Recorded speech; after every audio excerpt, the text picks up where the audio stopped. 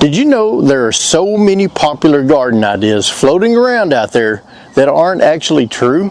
Well, today I'm going to spill all the secrets behind the top 10 gardening myths that are wasting your time and possibly ruining your plants. Don't worry though, I'm going to also be sharing the truth. So stay tuned and get ready to think again about some of that old school gardening advice. Now, have you ever been frustrated while gardening? I know I have. So if so, you're not alone.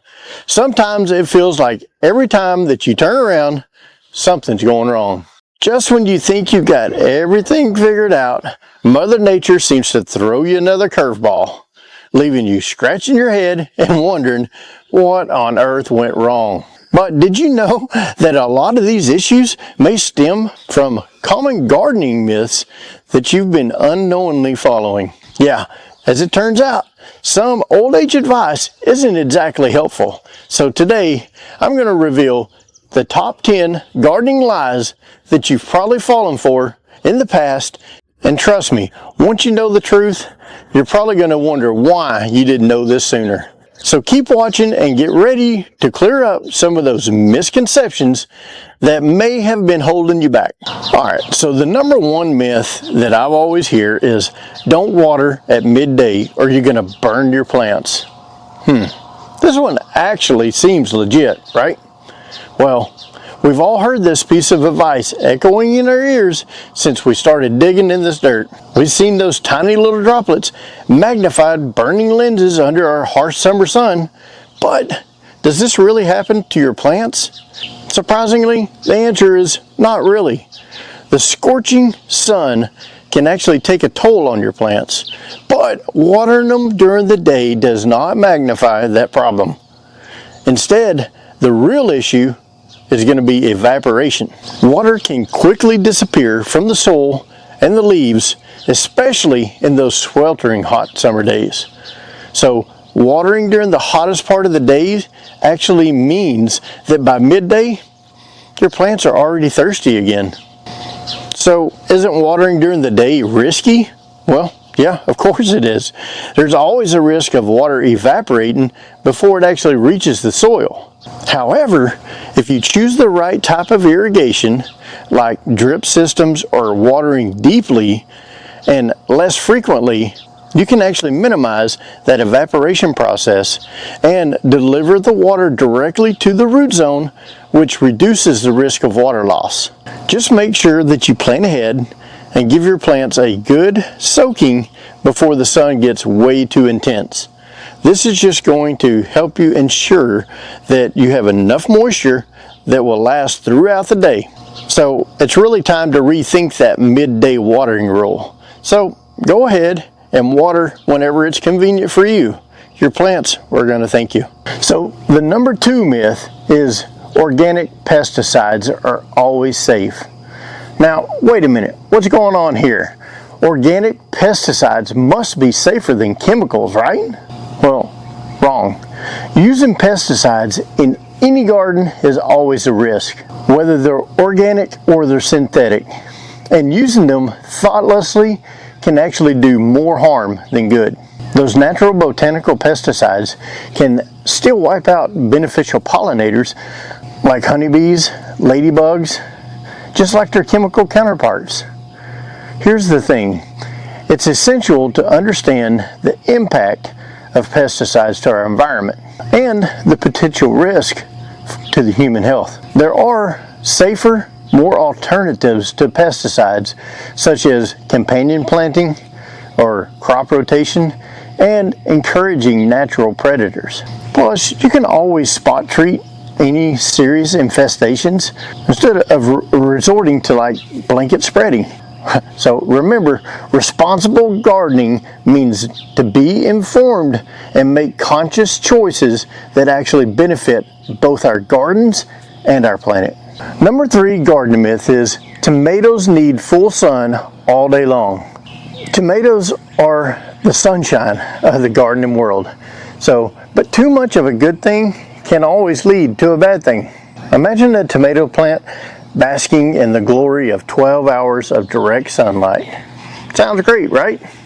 Well, not really, because excessive heat can actually cause sun scald, a condition that actually occurs when the sun's rays literally burn through the skin of the fruit. And guess what? It actually affects the tomatoes too.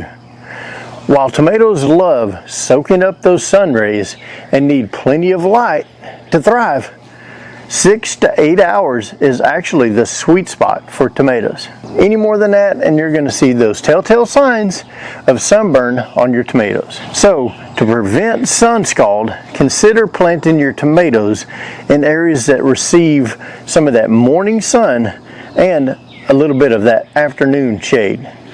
The afternoon shade because it's in the hottest part of the day. Providing them with the perfect amount of sunlight, you're going to ensure that your tomatoes grow big, juicy, and most importantly, healthy. So don't let your tomatoes turn into sunburnt messes.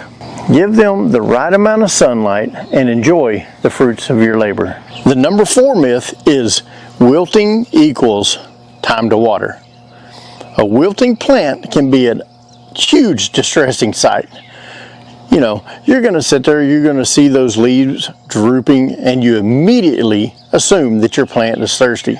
But wait a second, wilting is not always caused by dehydration. It's like assuming your friend is sad just because they're not smiling. They might just be tired.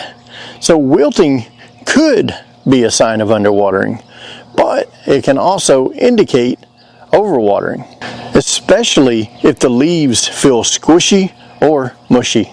So before you go and you grab that hose, check the soil moisture with your finger or even a moisture meter.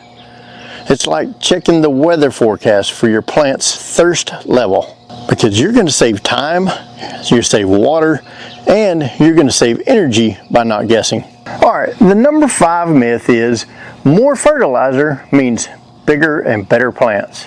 Whoa, hold on a second. Does anyone still believe this one? More is always better, right? Well, that's wrong again. When it comes to fertilizer, more is not the magic ingredient that your plant wants or is waiting for. It's like adding salt to a dish. A little bit can enhance the flavor, but like always, if too much is added, then it makes it inedible. Over-fertilizing can actually lead to burnt roots and unhappy plants. Instead of relying on guesswork, test your soil. Use a fertilizer base that's on your soil's unique needs. Think of it like a tailor-made solution to your specific garden requirements. It's always a smart way to go green and keep your plants thriving without all the guesswork. Alright, the number 6 myth is salt kills weeds naturally. You sprinkle it on there and boom, no more weeds. Sounds easy, right? Well, unfortunately, it's not that simple. Salt may seem like a quick fix for those pesky weeds, but it can actually wreak havoc on your soil. It can even make it difficult for any other plants to ever grow back. It's like trying to grow something in a desert. And who wants a bearing patch in their garden? Alright, the number 7 myth is all bugs are bad. Oh yeah, all bugs are bad. You spot a bug in your garden and you immediately reach for that bug spray. But hold on a second, not all bugs are bad. In fact, many of them are beneficial to your garden. Think of ladybugs and lacewings. They're like superheroes of the insect world, you know, feasting on the harmful pest. So before you start spraying, take a closer look at these bugs, because it might just be a friendly insect looking to help you out. So keep your bug spray handy for those nasty invaders, but remember, not all bugs are enemies. Some are actually your allies in the same fight for your healthy garden. So the number 8 myth is not like the most popular, but the 8th myth is you have to rake every leaf. Autumn, the cozy season of sweaters and falling leaves. But wait, do you really need to rake every single leaf that falls? Well, the answer is no. Well, unless you want that perfectly manicured lawn, then leaving the leaves as they fall, where they fall every year, that's totally fine. In fact, it's actually a great way to add natural mulch to your garden beds. You know, as the leaves decompose, they're actually going to feed the microbes in the soil, creating a nutrient-rich environment for your plants. Plus, over the winter, they're actually going to help insulate the soil, protecting overwintering insects and bulbs. So, forget about raking every single leaf out there. Your plants and your environment are going to thank you for it. The number 9 myth is tilling is essential every season.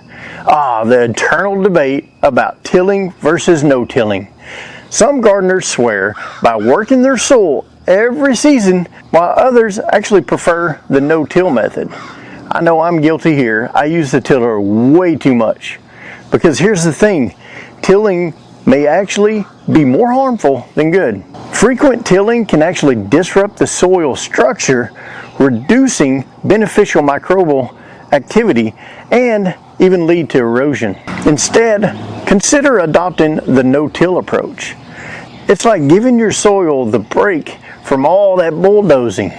So, the no-till garden involves minimal disturbance to the soil, which is allowing nature to do its thing.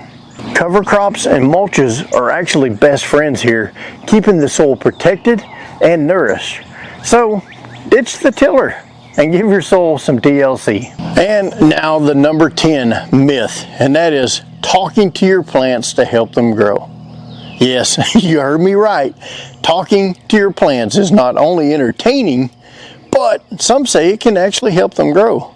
Now, I don't know about much of that, but I catch myself singing to my plants every now and then. But the science suggests otherwise.